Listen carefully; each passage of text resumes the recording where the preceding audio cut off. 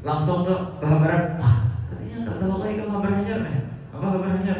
Artinya bukan warga jantung, artinya masuk channel ini channel itu. Oh, berarti apa? Ini luar biasa. Ini Allah Subhanahu Wa Taala yang membanggakan daripada orang-orang yang berzikir kepada Allah Subhanahu Wa Taala. Allah Subhanahu Wa Taala berfirman, "Fadhkurullaha qiyaman wa qu'udan wa 'ala junubikum." Berzikirlah kepada Allah Subhanahu Wa Taala, ingatlah Allah Subhanahu Wa Taala maupun di dalam keadaan berdiri, maupun dalam keadaan duduk, ataupun keadaan kita sedang merebahkan daripada sisi kanan atau kiri kita ini. Yang aneh itu biasanya apa? Amunnya orang berzikir ditakoni, banyak ini bukan kelompok-kelompok macam-macam ini. Artinya orang nambah hadir majelis zikir dan sebagainya, itu bid'ah, artinya bid'ah dalalah. Wa kullu dalalatin finnar, setiap dalalah itu masuk neraka. Tapi kalau seandainya kita takuni, apa hukum orang berzikir? Artinya itu dianjurkan oleh Allah SWT, diperintahkan oleh Allah SWT. Kita tahu nih apa hukum bersolawat? Oh, itu diperintahkan oleh Allah Subhanahu Wa Taala Jalla. Ditakuni ulang apa hukum orang beristighfar? Artinya bahwasanya itu dianjurkan dan diperintahkan oleh Allah Subhanahu Wa Taala. Tetapi ketika kita lakukan amunnya orang pengukuran digabung nonton itu salawat istighfar, oh itu bid'ah ya. Modelnya seakan-akan apa? Kita makan sayur bayam boleh, makan apa namanya? Makan kol boleh, makan bilungka boleh, makan apa namanya limau boleh. Yang mau disebutin, tapi kalau jadi gabung jadi rujak boleh lah? Nggak boleh ya. Seakan-akan itu secara logikanya deh. Wah kata macam-macam. Emang akhir zaman ini banyak sudah pemikiran-pemikiran yang keluar daripada akli ataupun nagli. Dulu ada salah seorang sahabat yang bernama Abi Darda. Beliau ini sedang berada di masjid, lagi di masjid, berzikir kepada Allah Subhanahu Wa Taala. Akhirnya banyak daripada orang-orang datang kepada Abi Darda ini. Adrik darak fagadih darakat, artinya ayo hancari balik ke rumah. Kenapa tadi? Karena rumah kamu sedang terbakar. Jadi Abi Darda ini santai aja sih. Kalau penghuninya panik, langsung hendak melihat di rumah dan sebagainya. Bahkan sini menjawab, mahtarakat, rumahmu terbakar. Dengan tenangnya Abi Darda ini menjawab bahwasanya walaupun kebakaran besar, rumahmu terbakar. Kenapa artinya? Li'anni sami'atun Nabiy sallallahu alaihi wasallam yaqul, karena saya telah mendengar bahwasanya Rasulullah bersabda, "Manggala hina yusbihu hadhil kalimat", barang siapa yang pada pagi hari membaca daripada kalimat ini, Allahumma anta rabbi la ilaha illa anta, alaika tawakkaltu wa anta rabbul 'arsyil 'azim, ma sya'allah kana wa ma lam yasha' lam yakun, la haula wa la quwwata illa billahil 'aliyyil 'azim, a'lamu anna Allah 'ala kulli syai'in qadir wa anna Allah qad ahata bi kulli syai'in 'ilma. Allahumma inni a'udzubika min syarri nafsi wa min syarri dabbatin anta akhudhu bi nasiyatiha, inna rabbi 'ala siratin mustaqim. Baca doa ini amun yang baca doa latif ada nih di situ. Baca doa ini, ya Rasulullah, barang siapa yang membaca daripada doa ini pada pagi kalimat, pada pagi hari, lam yusibhu fi nafsihi wala ahlihi wala malihi syai'un yakrahuhu, maka tidak bakalan kena musibah tertimpa apapun yang membuat dia tidak senang, membuat dia sumpah, membuat dia panik, membuat dia tidak tenang, maupun di dalam dirinya ataupun keluarganya ataupun daripada hartanya. Kada bakalan kena musibah orang yang membaca daripada doa tersebut. Dan di sini wagat qultuhal yawm, pagi tadi sudah aku baca doa tadi. Sumaka lalu jalisin haulahu inhalu bina. Mereka ada percaya artinya ya kita berdirian, berangkatan melihat di rumah. Fagawma, wagawma mahu. Akhirnya Sidin berdiri dan orang-orang di sekitar Sidin yang memberi kabar berdirian dalam Sidin. Yang berbeda apa? Fantahu ila dari, sampai ke rumahnya. Wa qad ihtaraqa ma haulahu wa lam yusibha syai'. Rumah-rumah yang di sekeliling daripada rumah Abi Darda kebakaran sebenarnya, kecuali rumahnya Abi Darda kada terbakar. Dengan berkat apa? Dengan berkat membaca daripada apa yang barusan kita baca, Allahumma anta rabbi la ilaha illa anta ila akhir, yang mana ini tertulis di dalam Wirdul Latif. Amun yang baca wirid latif pagi hari terbaca daripada ini. Insyaallah Allah Subhanahu wa taala akan menjaga daripada dirinya, hartanya dan keluarganya. Dan lain sebagainya daripada amalan-amalan. Yang mana Ratib al-Haddad seperti yang dikatakan oleh Al-Habib Ali bin Syihab, man wadaba ala qira'atir ratib lil Habib Abdullah, barang siapa yang selalu memuwadhabahi, dijadikan dia wirid setiap hari. Apa? Wirid punya Al-Habib Abdul Haddad, terserah aja namanya lah, Ratibul Haddad kah atau Wiridul Latif kah. Intinya ratib daripada Imam Al-Habib Abdul Haddad. Razaqahullahu husnul khatimah. Allah SWT akan memberikan dia rezeki meninggal dalam keadaan husnul khatimah. Semoga kita bisa mengamalkannya dan meninggal dalam keadaan husnul khatimah. Amin ya rabbal alamin. Nyaman benar ya Allah. Tinggal mau terserah aja kita pilih namanya. Hendak nang Wiridul Latif atau Ratibul Haddad. Intinya ada yang kita muwadhabahi. Maka seperti yang dikatakan oleh Habib Ali bin Syihab, razaqahullahu subhanahu wa ta'ala husnul khatimah. Allah SWT akan memberikan rezeki kepada dia meninggal di dalam keadaan husnul khatimah. Ini Habib Ali bin Syihab luar biasa ini, wali besar ini. Pada suatu hari ada namanya Habib Tahir bin Abi al-Haddad. Habib Tahir, Habib Ali bin Tahir al-Haddad datang ke Hadramaut itu, ke rumah Tarim. Ketika musafahah sama Habib Ali bin Syihab, artinya Habib Ali bin Syihab, aku lihat ridai kamu ini lain pada yang lain. Yang lain punya ridai ini. Artinya jar Habib Ali bin Tahir al-Haddad, ini selain ridai. Ini adalah ridai yang diberikan oleh Al-Habib Ali bin Muhammad bin Hasan al-Habsyi. Mohon Ahlul Basirah itu melihat ridai yang dipakai orang itu melihat.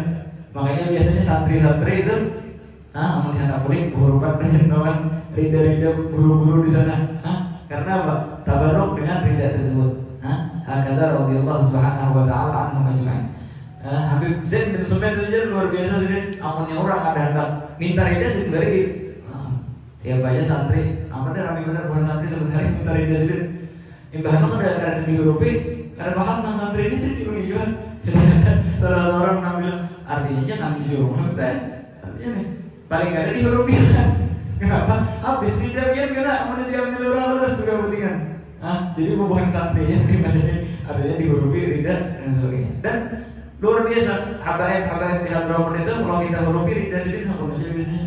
Habib Umar bin Salim bin Habib biasanya kalau kita hurupi ridha sedikit namanya Habib Salim Allah yarhamuh waktu dia hidup itu maunya siwak sidin dan lain sebagainya.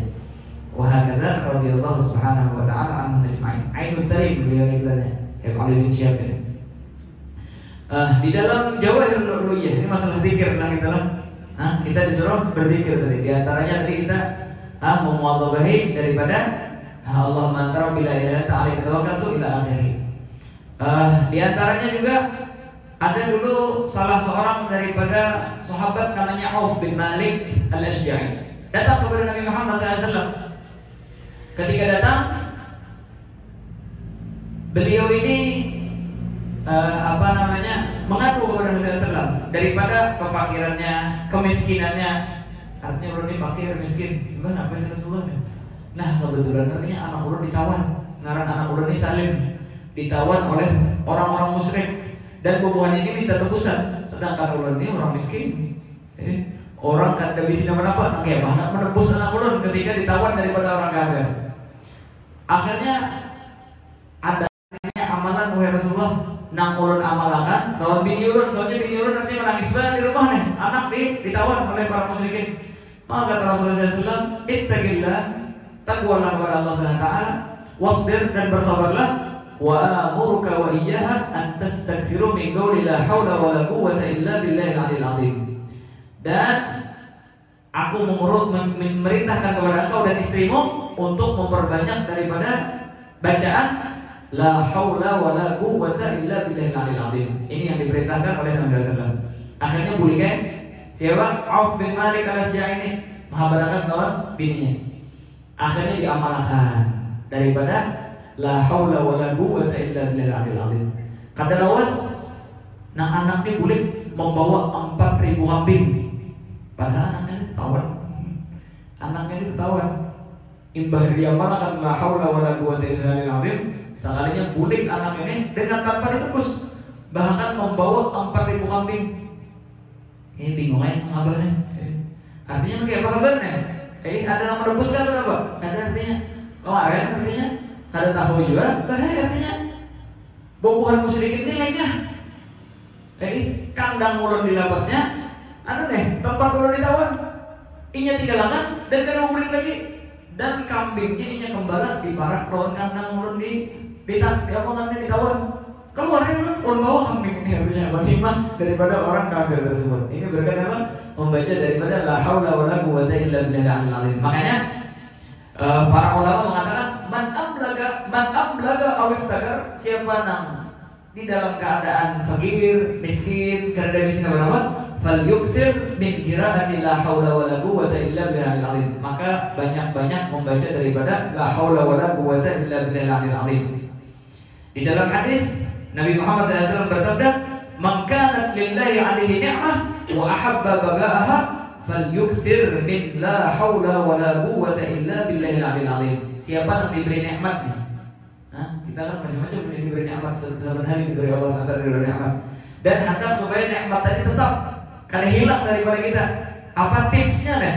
Tipsnya ya Rasulullah SAW yaitu adalah memperbanyak daripada membaca la haula wala quwwata illa billahil 'azim. Dalam artian nang miskin, nang sugih, baca la haula wala quwwata illa billahil azim.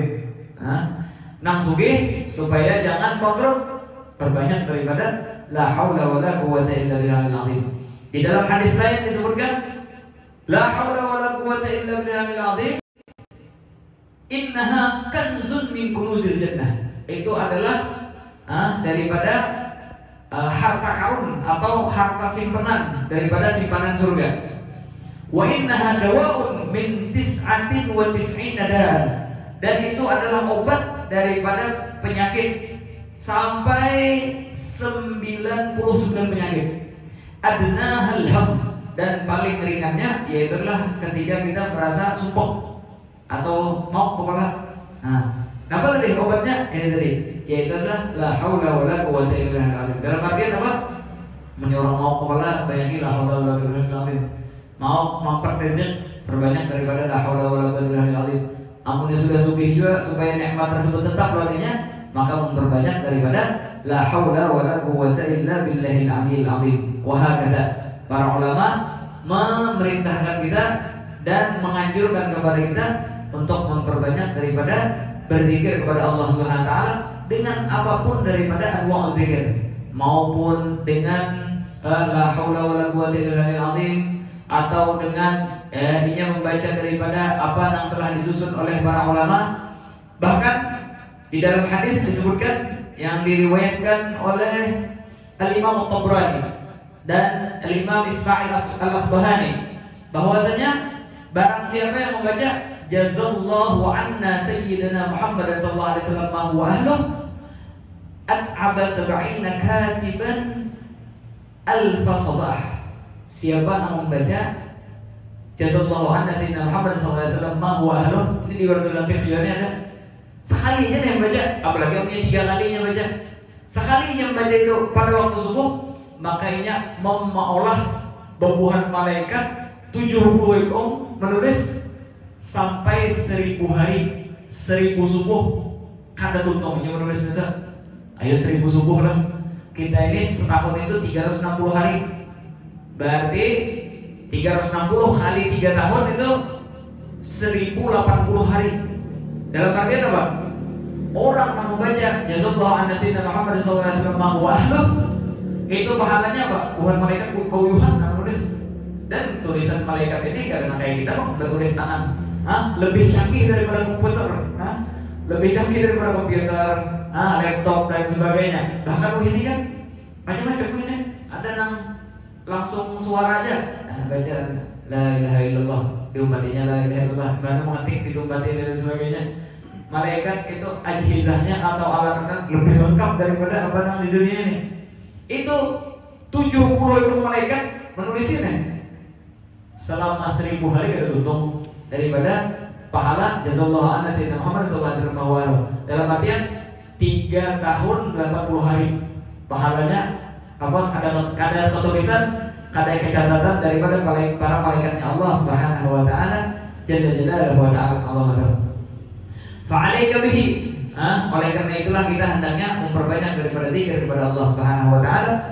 Ayyuhal murid, wahai orang-orang yang menghendaki daripada ridha Allah Subhanahu wa taala, fi kulli hal, di dalam setiap keadaan, fi kulli waqtin, di dalam setiap waktu, wa fi kulli makan, setiap daripada tempat, bil qalbi wal lisan, maupun dengan hati kita ataupun dengan lidah kita.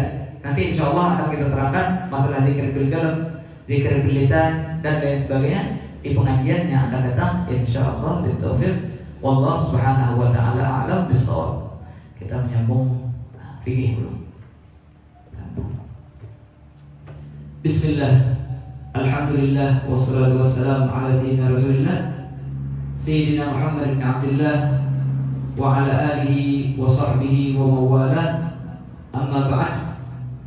Qala al-musannif rahimahullah ta'ala wa nafa'ana bihi wa bi'ulumihi fid darin amin. Radhiyallahu anni wa ankum wa an jami'il muslimin. Al-khamis ar-ruku'. Yang kelima daripada rukun salat yaitu ruku'.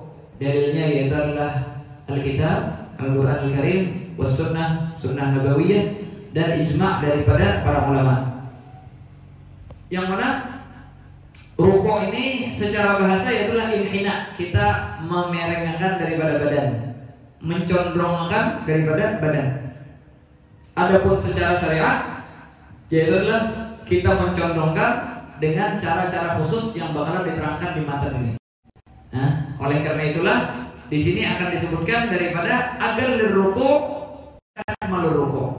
Adapun agal ruku', kata beliau, ayyan haniya hatta tanala rahatahu rukbatih. Bahwasanya ini mencondongkan badan sampai rohatah, dua telapak tangannya mencapai daripada dua lututnya. Nah, lu contohkanlah. Antana la rahatahu rukbatih. Kita mencondongkan badan sampai dua tangan kita ini sampai ke dua lutut kita. Dan kita apa? Ampunnya jari aja sampai kada cukup masih. Artinya ini jarinya aja sampai kada cukup. Walaupun seberataan jari kada cukup. Tapi harus dua telapak tangannya. Dua telapak tangan jadi doang kan enggak? Ini jari tangan karena ini telapak tangan yang lain.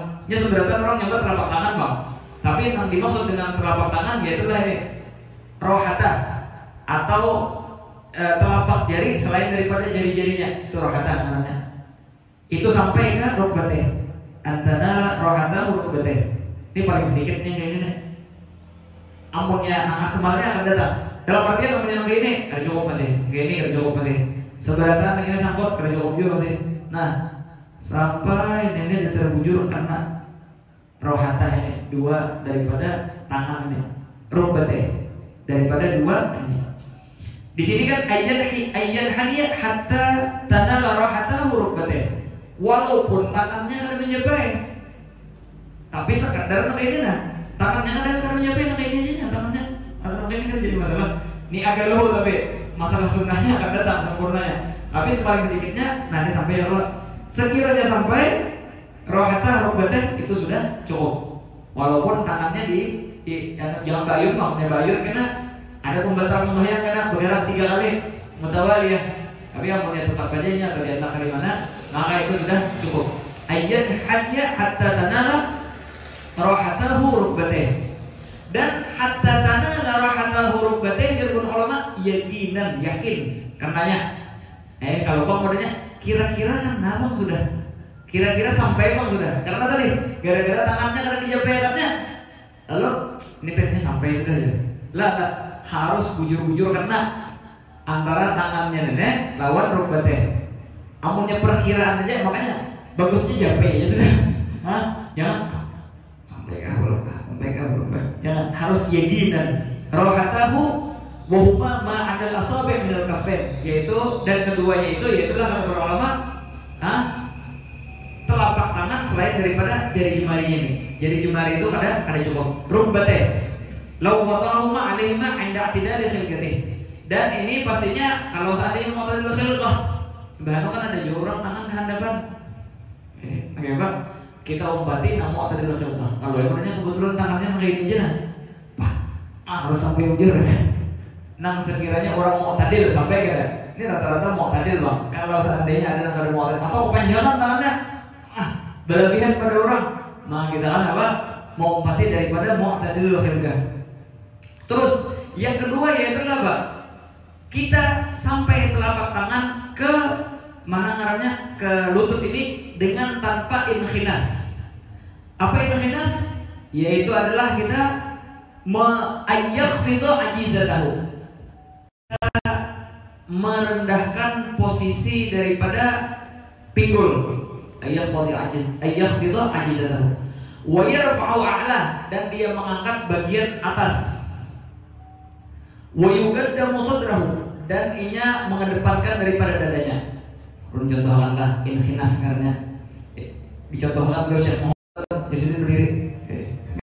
Sekiranya nyaman melihat apa inkhinas itu, yaitulah ketika rukuk inya namanya ini diturunkannya, dadanya diangkatnya, dan ini apa jalan tuh busung angkatnya dadanya. Nah rukuknya ini. Ini ngarannya rukuk ma'al inkhinas. Ini gak bisa begini. Walaupun ini nyoba kayak ini belum, tetap gak bisa. Karena ini ngarannya rukuk masyub bil inkhinas, rukuk nambah campur inkhinas. Kalau bang modalnya kada cukup itu ampuninya kayak ini tetap. Tapi ampunnya dibujurakannya nang kayak ini cukup aja kada. Karena rukuknya itu harus tanpa ada inkhinas. Walaupun inya bujurakan dengan posisi nang tanpa inkhinas tadi. Berarti apa? Harus dasar rukuk itu nang kayak ini. Jangan nang apa behir jadinya nang kayak ini. Kada cukup nang ini. Walaupun dibujurakannya seperti nang jelas nanti. Paham ya? Jadi harus dasar bujur nang kayak ini. Karena inilah kita yang membedakan antara turunnya kita untuk rukuk dan turunnya kita untuk sujud. Kalau sujud terserah aja kayak apa turunnya. Hendak mangkai ini kah turunnya? Ada apa? Atau ini hendak mangkai ini kah turunnya? Ada apa? Tapi kalau rukuk itu ada cara khusus. Apa cara khususnya? Yaitu adalah jangan sampai pas turun daerah bagian pinggulnya di bawah, dadanya dibusungkannya. Nah ini kada cukup. Jelas ya lah. Walaupun dibujurakannya, wah kata ini namanya rukuk. Wal inkhinas ayyakhidu ajizatahu wa yarfa'u 'ala wa yuqaddimu sadrahu. Jelas ya lah. Pastinya ini pembicaraan kita rukuk orang nang sembahyang berdiri. Amunnya rukuk nang orang sembahyang berdiri. Karena insyaallah bakalan kita terangkan satu persatu lagi. Jelas ya lah itulah. Adapun namanya seandainya ini sudah rukuk nang gini apa? Betul dimerekakannya sedikit ini kada jadi masalah. Kada jadi masalah. Tapi nang apa afdalnya kena bakalan kita terangkan. Terus wa yashtaratu ayyatma'inna bihaitsu tastaqirru a'dha'uhu. Dan disyaratkan ketika orang rukuk, ini kita menjelaskan tentang wajibnya dulu nih. Apa? Bahwasanya ayyatma'inna, bahwasanya ini ada tumakninah. Apa maksud tumakninah? Bihaitsu tastaqirru a'dha'uhu. Sekiranya a'dha'nya atau anggota daripada tubuhnya itu tetap berdiam dan kada bergerak. Ya saya bilang, adapun kalau seandainya inya sambil bergerak-gerak, maka kita katakan imma batal atau rukuknya akan sah. Gak apa bedanya? Amun seandainya bergerak, nah ini nah. Ya apa? 3 rakaatnya 3 kali. Ini ngarannya apa? Ini ngarannya apa namanya? Apa namanya tadi? Batal karena bergerak 3 kali. Tapi kalau seandainya apa ngarannya? Rukuk dianggapnya sebutin beranai dengan tanpa ada istigrar daripada atau 2 kali. Udah inilah ini rukuk, diangkatnya tangannya nang ini, akhirnya naik nang ini. Ini kada sah ini. Karena apa? Karena kada ada tumakninah karena. Tapi apakah batal sebenarnya ketika dia menggerak ini? Kada, karena kadang bergerak 3 kali. Tapi yang menginginkan nang ini, 3 rakaatnya 3 kali, ini batal atau kepalanya digoreng-gorengannya batal. Tapi kalau seandainya ini nang ini rukuk, itu 3 rakaatnya tangannya kada berani atau batisnya karena jadi garamnya nggak rukuk digesernya kada bergerak 3 kali diangkatnya awakna ini kereda tumakninah ngarannya. Tapi pastinya nang digerakkan ini selain daripada akdo nang ringan, karena ada beberapa akdo nang ringan, makanya Pak pelopak mata nih digerak-gerakkan menurutnya jangan sambil bergerak katanya. Kenapa ini? Atau bibirnya sambil bergerak, atau telinganya sebagian orang kawan menggerakkan telinga, atau hidungnya digerak-gerakkannya, atau jari jemarinya digerak-gerakkannya sambil bergeruk, tidak masalah. Tapi amunnya anggota-anggota nang ganal, nang berat nih anggotanya, maka kita katakan harus terdiam sebentar di dalam satu waktu. Sudah terdiam, hanya kita naik ke atas ini artinya tumakninah. Ya saya kira, dan tumakninah itu biqadar subhanallah. Biqadar subhanallah. Ya itulah bimujarrad subhanallah. Subhanallah sudah cukup. Tapi afdalnya kita akan datang kita jelaskan. Yang penting kita tahu apa dia itu nang wajibnya dulu. Terus makanya di sini disebutkan wahiyya bihaitsu taghiru waqtuhu hatta yanfasila ruku'uhu min ruku'i anhuwi. Ada surah lain lagi, baru ada orang kayak gini. Kan tadi nang wajibnya sampai apa? Tangan ini ke rohah, sampai ke apa nih namanya? Lutut. Sekalinya baulah gawe kayak ini. Karena betul padahal nih. Tapi kan cukup untuk rukuknya. Pas rukuk, nah ya. Ini padahal sudah nang sampai nang wajib nih. Turun terusnya. Imbal turun naik ke sana ulang. Ini kada sawat tumakninah, kada cukup juga. Belum ada yang baru melihat nang ini orang. Jadinya merasa sudah cukup. Turun ke sana ulang. Tapi bergerak terus nih karena ada tumakninah. Imbal ini naik pulang merasa kada cukup juga. Karena apa? Karena tumakninah. Walaupun sampai ke keadaan nang wajib. Tidak saya kira. Makanya kalau di ibarah Tuhfatul Muhtaj, Syekh Ibnu Hajar begini sini. Hatta yanfasila raf'uhu min ruku'ihi an huwihi, ay raf'uhu min huruf bainal harakatain, hatta yanfasila min ruku'ihi an huwihi, ay bainal harakatain. Di antara dua gerakan harus ada apa ngarannya? Harus ada ngarannya tumakninah, berdiam. Amun yang kayak tadi kan turun, antara turun dan naik karena berdiam, walaupun sudah mencapai batas wajib, itu makannya pulang harusnya berdiam cukup belum sudah naik. Gak ada subhanallah tarusannya hanya naik bahasa apakah cukup? Kada cukup. Karena apa? Karena kada tumakninah. Jadi saya kira macam-macam nih. Surahnya lah, amunnya bergerak 3 gerakan, kata langsung. Jadi saya kira amunnya seandainya inya sambil rukuk, sambil diangkatnya tangannya, ini kita katakan karena tumakninah. Begitu juga sampai ke had wajib diturunkannya lagi hanya naik. Ini juga kadang mencukupi daripada kriteria rukuk nang wajib. Mbak ya Pak, wajib ini ulangi. Amunnya inya tetap aja tarusakan tanpa diulangi rukuknya batal sebenarnya. Ya saya kira. Nah, terus itu pertama. Syarat yang kedua, wa alla yaqsida bihi ghairahu. Dan ini jangan sampai tujuannya rukuk itu selain daripada rukuk. Di sini ada 4 keadaan. Terkadang inya ketika rukuk itu dengan ada tujuan lain. Berarti rukuk dan tujuan lain. Tasyrik namanya ini. Terkadang inya hendak sesuatu yang lain daripada rukuk aja. Terkadang ini ngarannya qasada bihi ghairahu ngarannya. Terkadang inya tujuannya rukuk aja. Terkadang kada ada tujuan sama sekali. Jadi saya kira terkadang kada ada tujuan sama sekali. Yang pertama dulu, yang pasti sah. Amunnya tujuannya kisah rukuk aja. Tujuannya kisah rukuk aja, ini pasti sah sudah. Dan ini yang kita hendaki. Yang kedua, qasatnya tujuannya selain daripada rukuk aja, ini kada sah kan? Nggih Pak.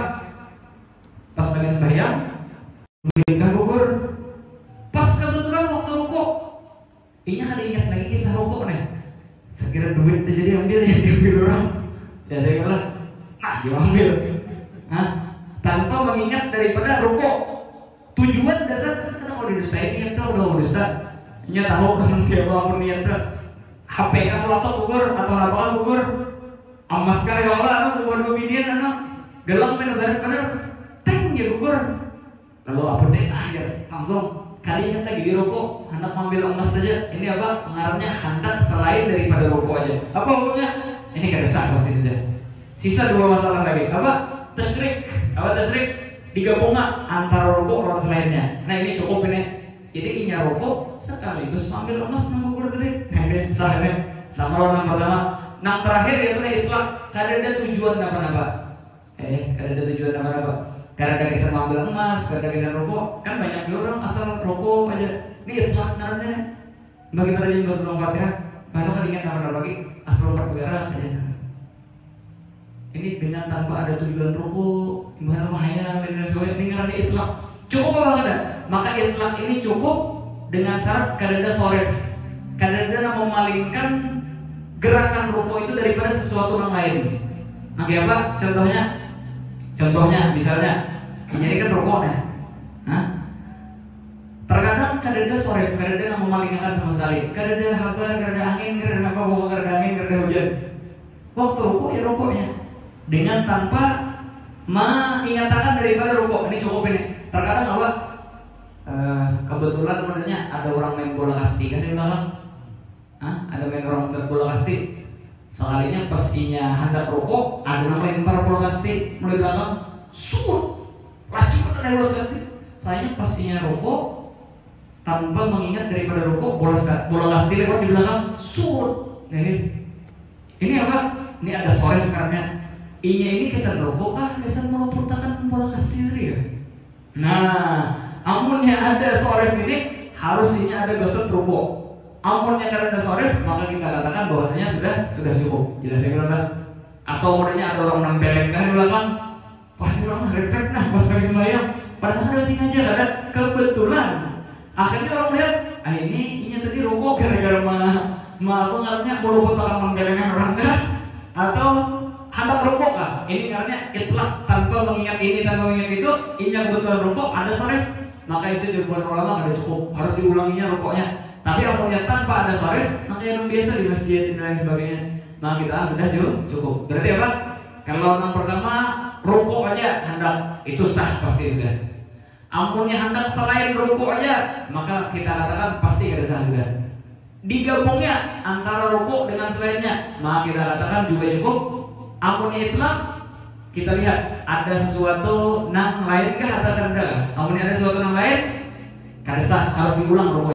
Dengan sesuatu lain maka kita katakan sah. Ini maksudnya wa la yaqsida bihi ghairahu. Makanya ujar ulama kalau ada matan seperti ini hendaknya ditambahi alla yaqsida ghairahu faqat.